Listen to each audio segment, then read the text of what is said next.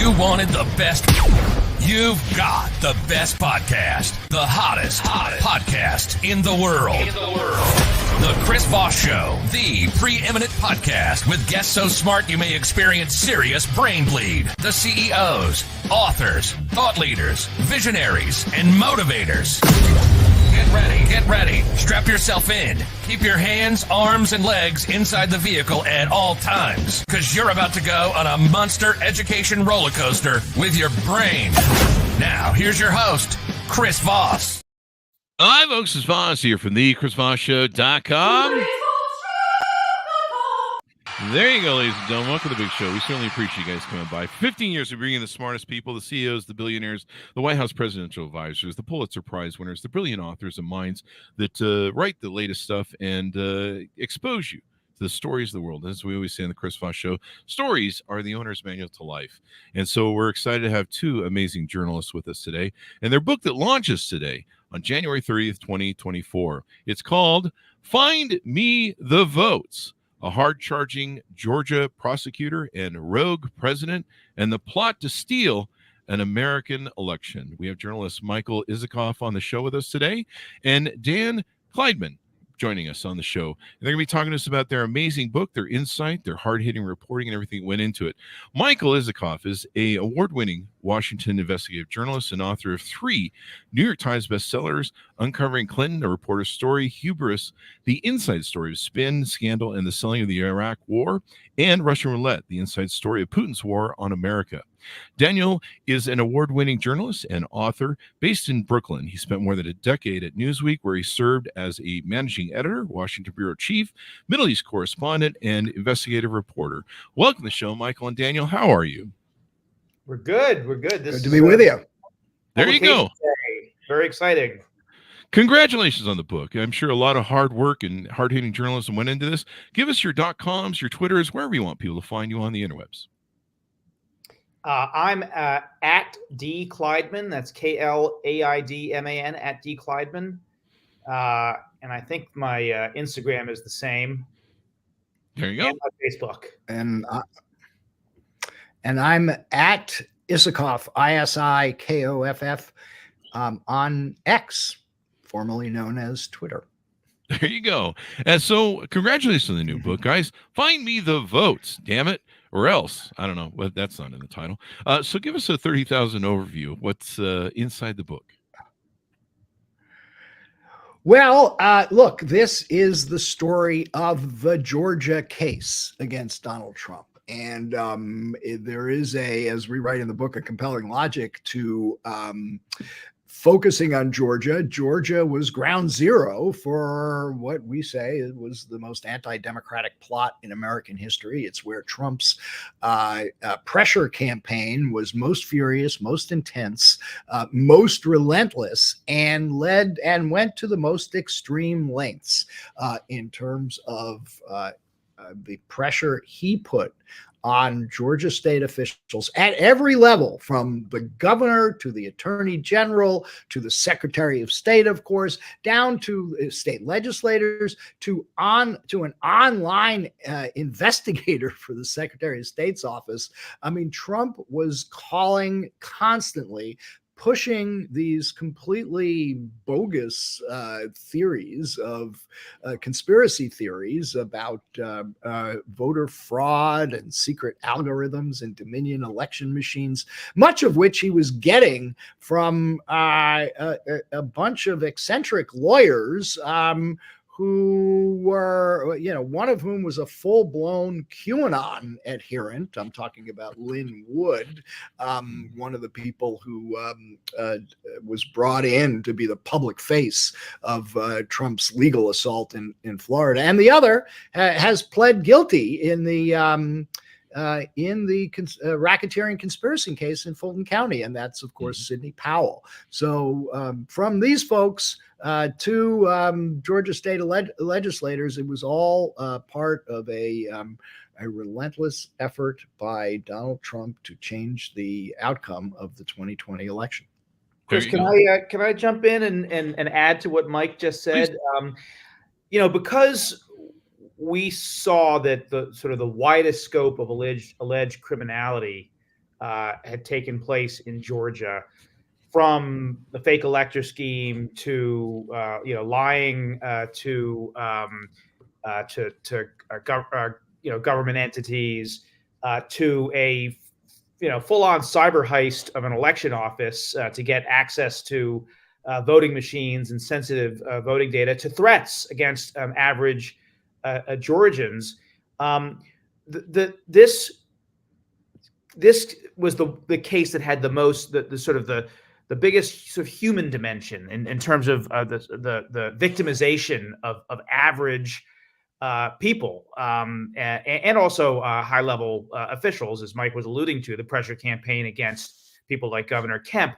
But in terms of poll workers, in terms of tech workers for the Dominion voting machine company, these were people who were just sort of average Americans who were volunteering in some cases to do the important work of democracy, and became targets of relentless and horrific threats of violence, of sexual violence, of racism, beyond anything that was seen anywhere else in the country. So that human dimension was important.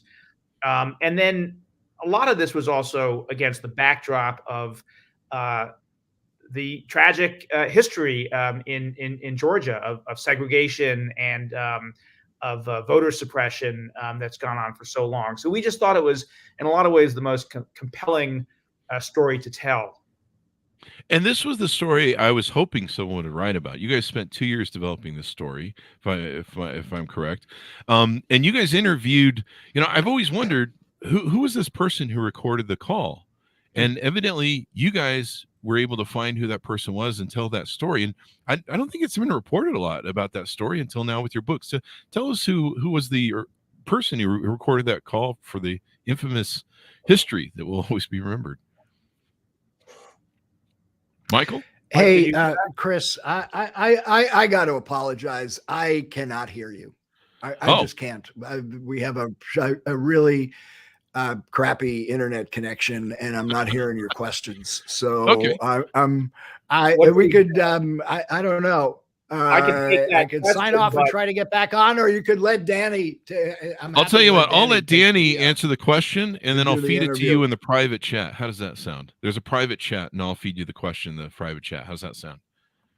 Can you hear that part? All right. If you can hear me and you want to put a question in the chat, and I'll take it. There you go. We'll do that. I'll let Dan take the first swing at that one. All right.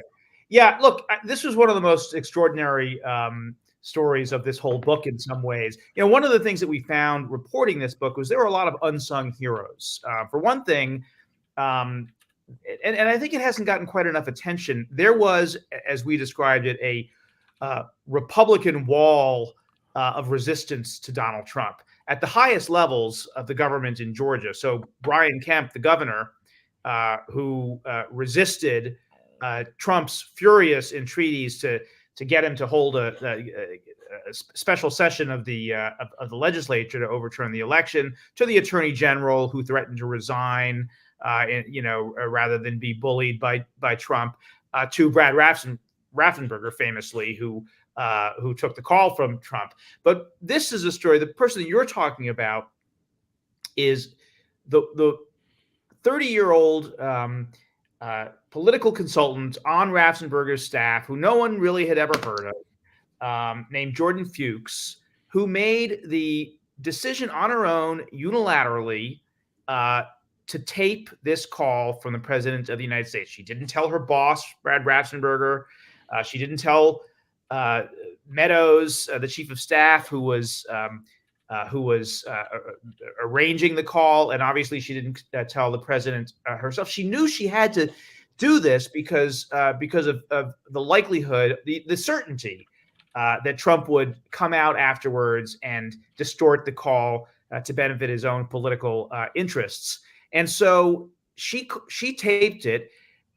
She was on the call, but on mute, so nobody knew she was there. And it was a really we call it the gutsiest, most consequential act of the whole post-election battle. Mm-hmm. And it's the key piece of evidence, not just in this case, but it is front and center in Jack Smith's case as well. And one last point on her courage in doing this. She happened to be visiting her grandparents in Florida, which is a two-party consent state, which means that if you're going to record someone on the phone, you need to get the consent of the person you're recording. Well, she didn't do that, and that meant that she was exposing herself to the possibility of criminal prosecution. We know that when the January 6th committee wanted to bring her forward to testify, a lawyer for the Secretary of State's office asked that they not do so because of the concerns that she could be prosecuted. In the end, Fani Willis, the Fulton County District Attorney, who was leading the investigation of Trump in Georgia, was able to put her in the grand jury only because she immunized her, and so they did get her testimony. But an extraordinary story from again one of the unsung heroes of the whole Georgia episode. There you go. Without her, we may have never even heard of this. Absolutely.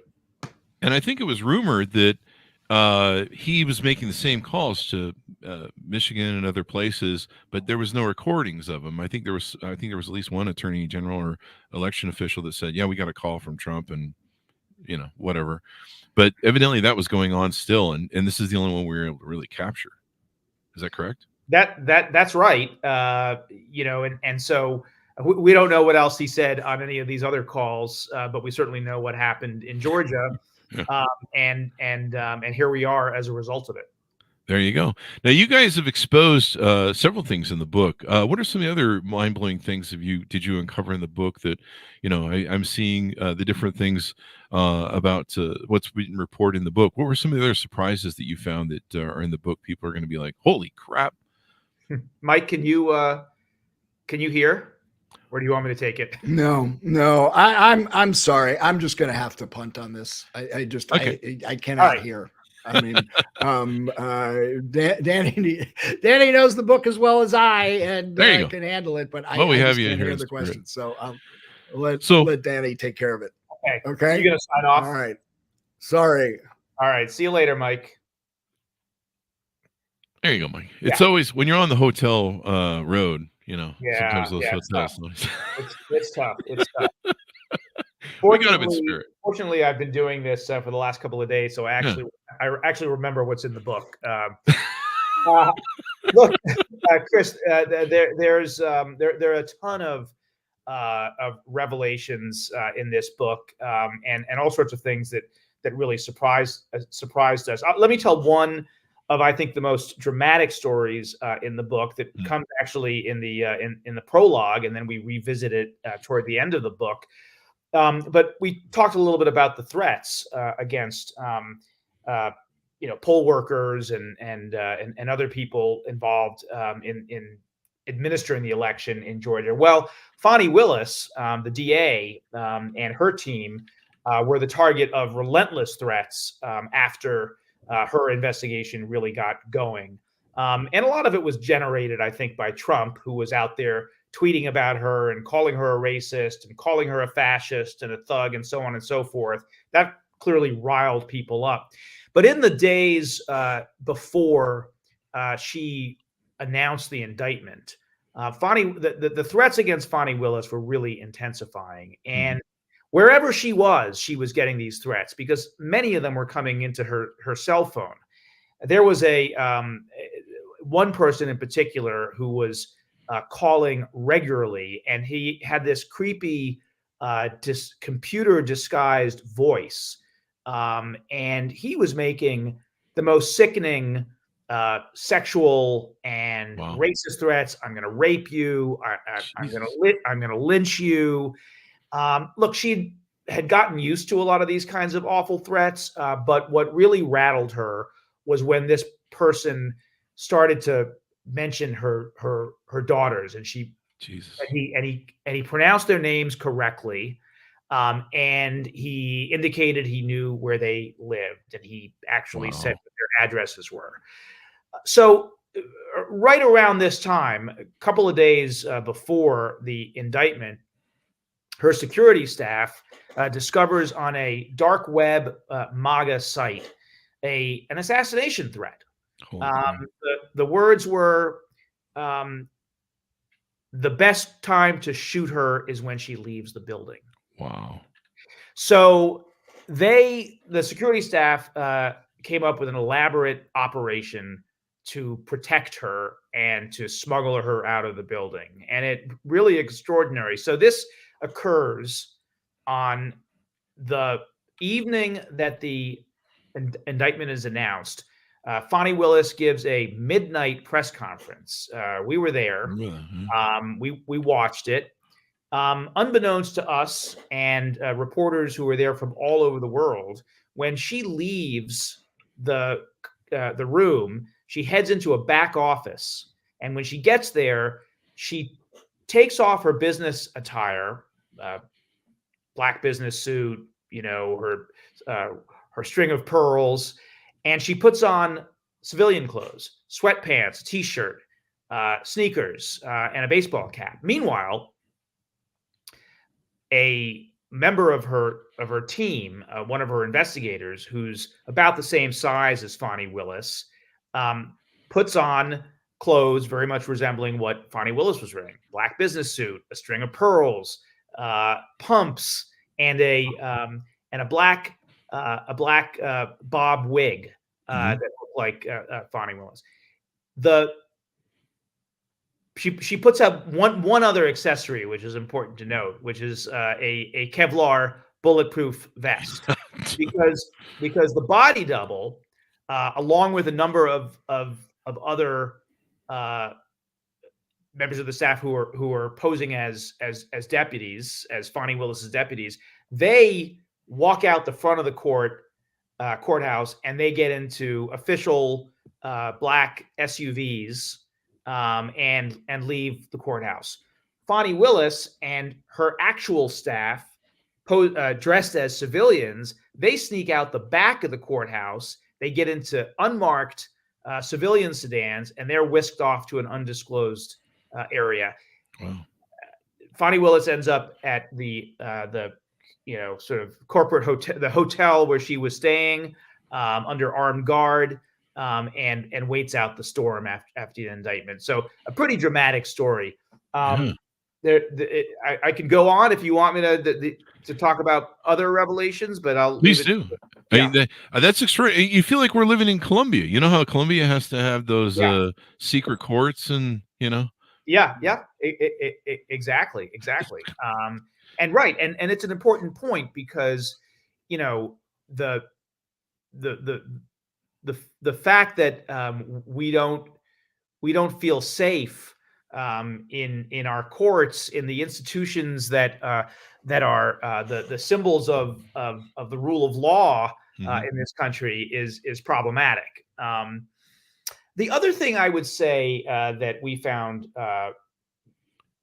both surprising, revelatory, and really disturbing was the extent to which the QAnon kind of conspiracy cult was a driver of the Stop the Steal enterprise. We all knew that some of these people involved in all of this kind of dabbled in the QAnon conspiracy, but we did not realize the extent to which key figures were really almost driven by this by these crazy conspiracy theories. Mike, I think, mentioned the lawyer Lynn Wood, who was one of the most celebrated lawyers in America. I mean, in the 90s, people as old as we are will remember that Lynn Wood represented Richard Jewell, the falsely accused Olympic bomber, the JonBenet Ramsey family. And then at some point, in the last few years, he went down the QAnon rabbit hole. He was he was tweeting that Mike Pence would be executed by firing squad, that Chief Justice John Roberts was involved in pedophilia and child sex trafficking. These are cornerstones of the QAnon conspiracy theory. And he really became a kind of symbolic symbolic of the relationship, the kind of symbiotic relationship between QAnon and Trump world. And even after, posting all of these crazy things, he was invited into the inner sanctum of the Trump campaign's kind of legal command center. He was the really the face of Trump's quixotic legal battle in Georgia. And this stuff it's not just weird and exotic. It's consequential and it's dangerous because Linwood was filling the social media channels with hateful rhetoric. There's just that encouraged this sort of torrent of violent and hateful threats, and that terrorized average American citizens. And so I just think that people aren't fully aware or appreciate the extent to which QAnon was a factor in all of this. I just make one last point. Trump was calling Linwood and cheering him on. We have audio tape of Trump calling him. And one of the most important figures in the QAnon conspiracy, the guy who basically ran the platform on which QAnon conspiracy theories were spread, and who some people believe was Q himself, although he eventually denied that. A man named Ron Watkins. He was actually involved in the discussions and the planning with Linwood and Sidney Powell, and he was piped into their meetings from Japan, where he lived. And what the last thing I'll say about this is Ron Watkins at one point tweeted a video of a Dominion tech worker, Dominion being the company that made the voting machines that were used and were the object of a lot of these ridiculous conspiracy theories. He tweets this picture of a Dominion tech worker in Georgia, a young guy, an immigrant from North Africa, who's putting a flash drive into his laptop. And he says, with no evidence at all, that this guy was manipulating voter data. Utter and total nonsense. Well, Ron Watkins had hundreds of thousands of followers on Twitter, on X now, and it unleashed all of the QAnon foot soldiers who went after this guy. They doxed him, they threatened him. He ended up they were putting animated nooses on social media outside of his house that were swinging ominously. Our understanding is this young guy, for years after all of this happened, was still suffering the effects of PTSD from all of this. So again, really consequential and dangerous stuff that had a real impact on average Americans. There you go. And I'm glad you guys are writing this stuff, because the importance of journalism is to remind people and give them a more in-depth effect of what went on, because people, they forget, what's the joke about Americans after 3 weeks, they forget, and whatever's going on in the Kardashian is more important. And so it reminds people of like, hey, this is how hellish it was and how dark of a moment was in our history. I think, tell me if I'm wrong, but I think there was maybe a handful of people who stood between us and the brink. There was Rathensperger. There was the two people at Justice that told Eastman to shove it up his woo-ha when he tried to take the thing. There was probably actually maybe one more. There was the White House, the attorney for the White House. I forget his name, who stood up in that big meeting they had where they got in the fight with. Yes, I think that was Cipollone. Yeah. And then Pence in saying I'm gonna follow the Constitution. I think there was maybe 5 people that stood between us and the brink. Maybe there was more that refused, that did what Rathensperger did. We just don't have a recording of it. Yeah, and look, that is, if there is a hopeful story in all of this, it's that some people do have the courage and do stand up and make a difference. And that is an important story of what happened in Georgia, that Republican wall of resistance that I talked about. It would have made a huge difference in Georgia if the government, Trump thought one of the reasons he focused on Georgia was because he thought, Georgia was in the bag. First of all, Georgia had gone Republican since 1992. He fully expected he was going to win there, but also Republicans controlled the government, at all levels, from the legislature to the governor's mansion.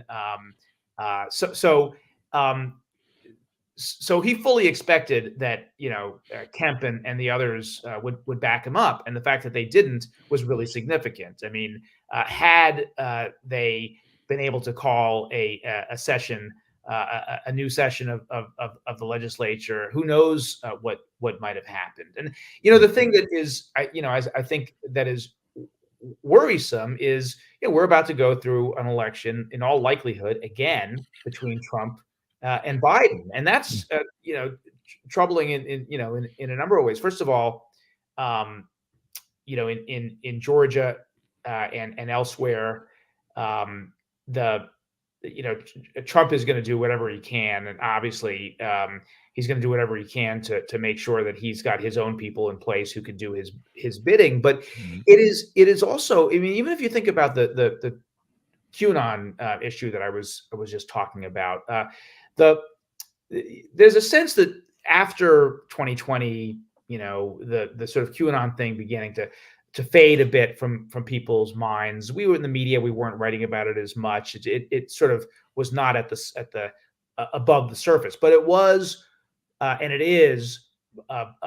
These sort of dark forces are still bubbling, kind of menacingly beneath the surface.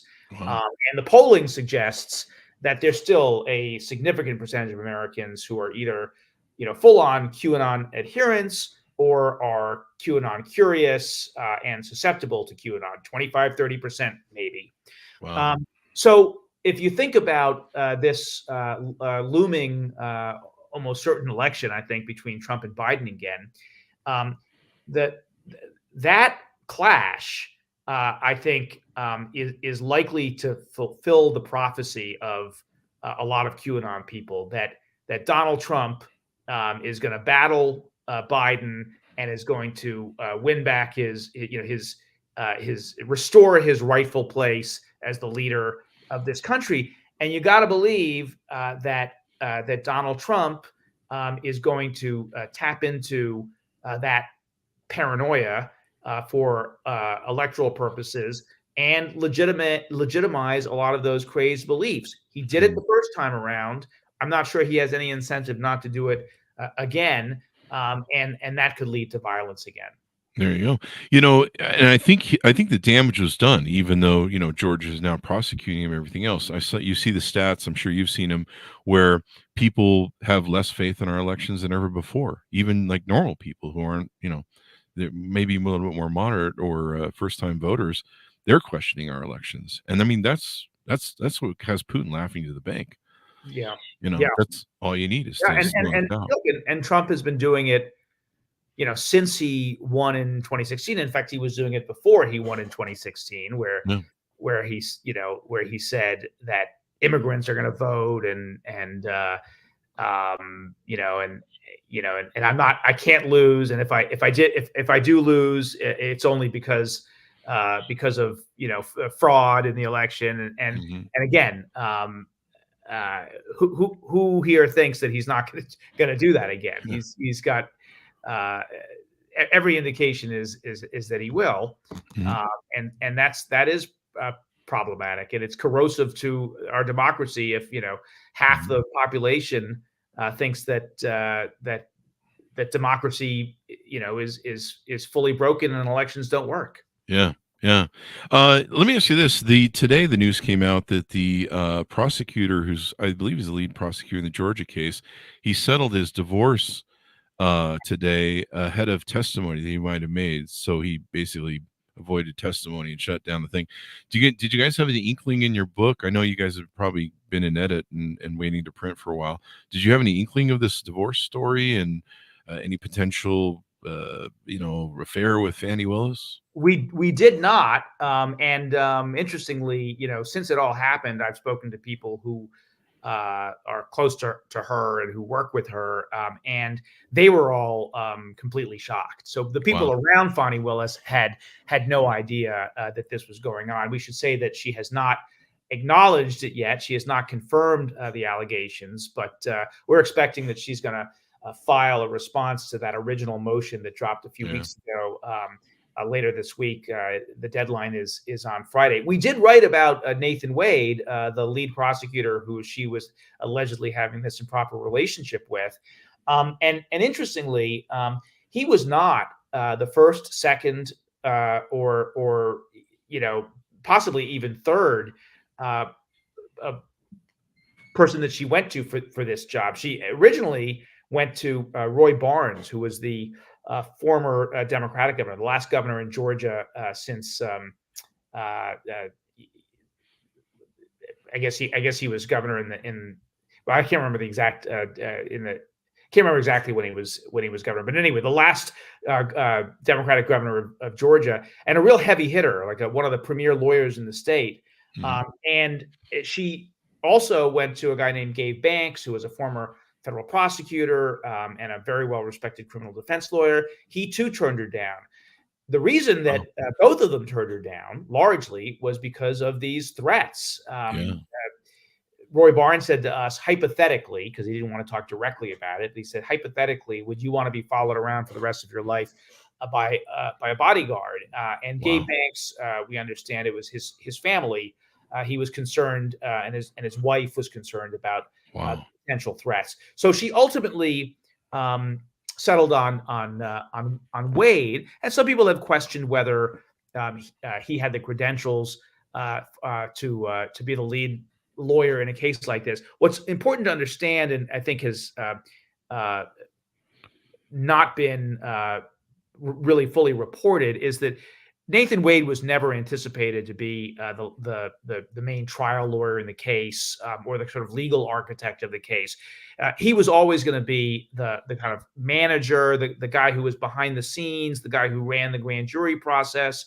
And by all accounts, he was very good at those things. In fact, I spoke to one of the grand jurors who watched Wade over hundreds of hours, help navigating the grand jury through dozens of witnesses, thousands of documents, some of the legal issues that they had to deal with, and said that he was really quite good.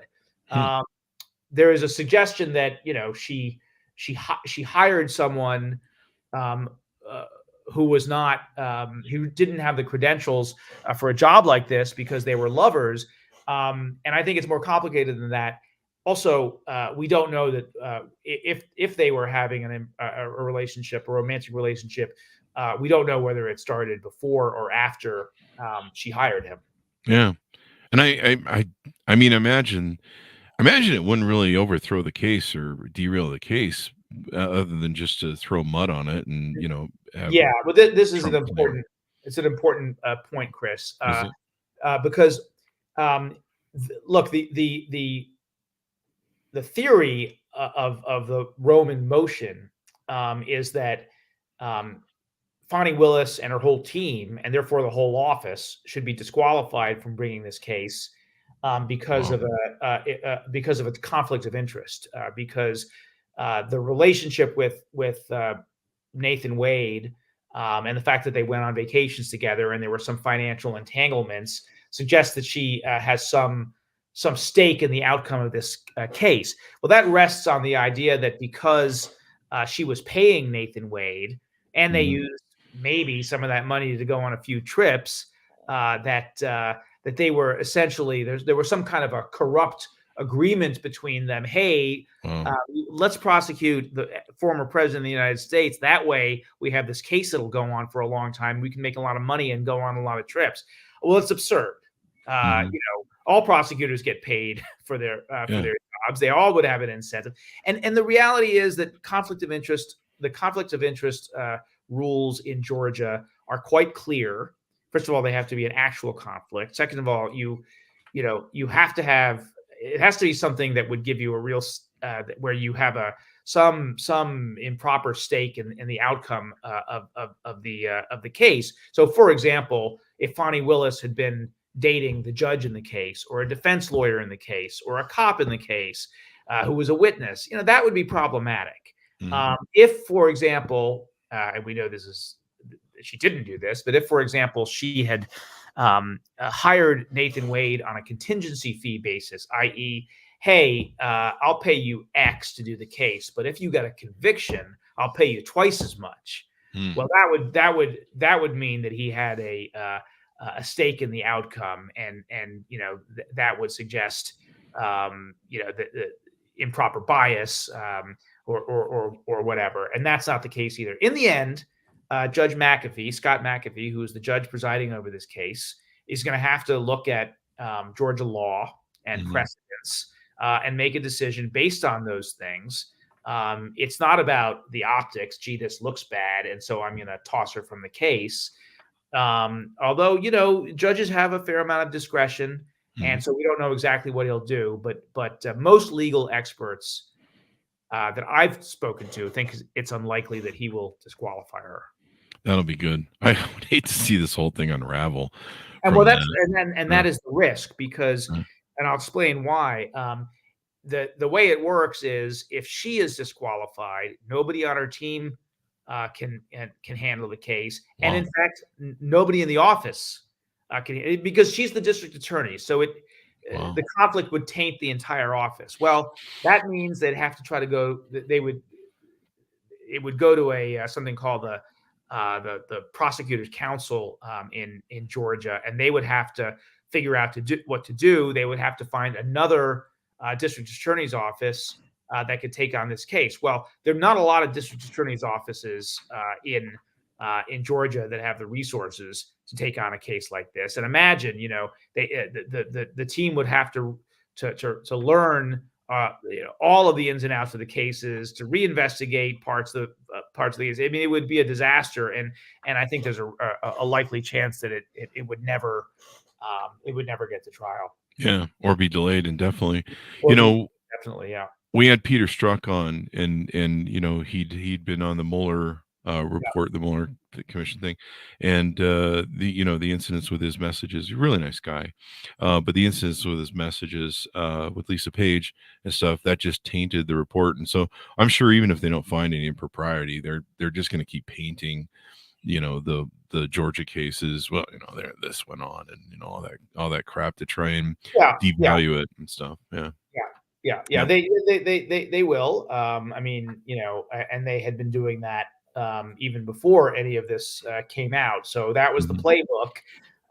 And now they do have some, they have some fresh ammo. It'll be, if she hangs on, which I suspect she will. If she hangs on, it'll be interesting to know how much juice that continues to have, or if it sort of fades over time. I think, my guess is that after the 15th of February, when the judge is holding a hearing in this case, after this is resolved, if she hangs on, you're going to start seeing Fonnie Willis doing the kinds of things that maybe need to be done to rehabilitate some of this, these reputational issues. Maybe doing some big interviews, and I suspect you will also see her in the courtroom. She is a fierce and incredibly talented courtroom lawyer. And I think that may be part of her strategy to rehabilitate her reputation. There you go. She'll be angry. So very insightful, man. Lots of great data. Give us your final pitch out for people who order up their book wherever fine books are sold. Well, look, I think the virtue of writing a book and doing kind of nonfiction narrative nonfiction is that we had an opportunity to sort of tell the whole story of the Georgia investigation, and as we call it, the plot to steal an American election. It's all in one place.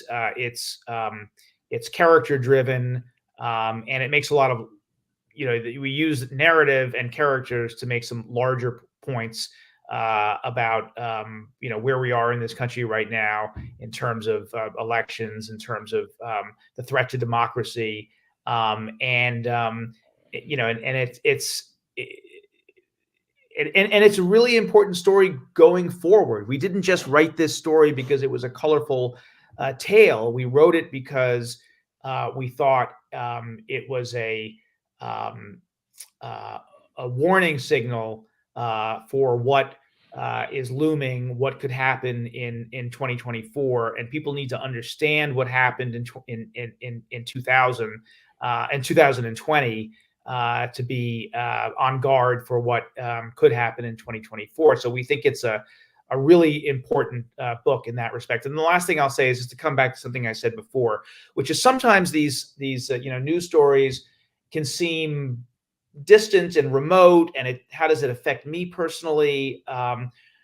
Well, the people who were targeted in Georgia, the average Americans who gave up their time and sacrificed so that to give people the right to vote freely in this country, they are just average Americans like many of us, and they suffered terribly because of all of this. And it could be any of us, any civic-minded person who wants to participate in our democracy and vindicate, the rights of Americans to be free.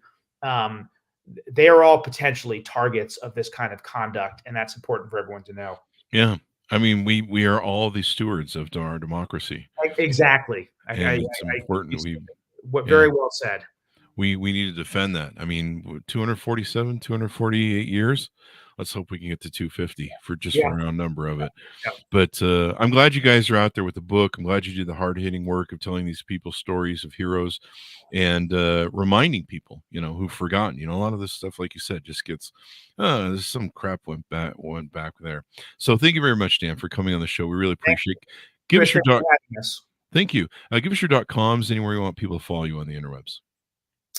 Well, I've been back on X to promote the book, so I'll be there for a while. It's at D. Kleidman, and D. Kleidman is also my Instagram, and Facebook. I think it's also D. Kleidman, but or maybe it's just Dan Kleidman. So those are the places where you can find me, and I'm at CBS News on the investigative team there. So if anybody has tips, things that they think ought to see the light of day, hit me up, and hopefully we can do the good investigative work that needs to be done in this country for CBS.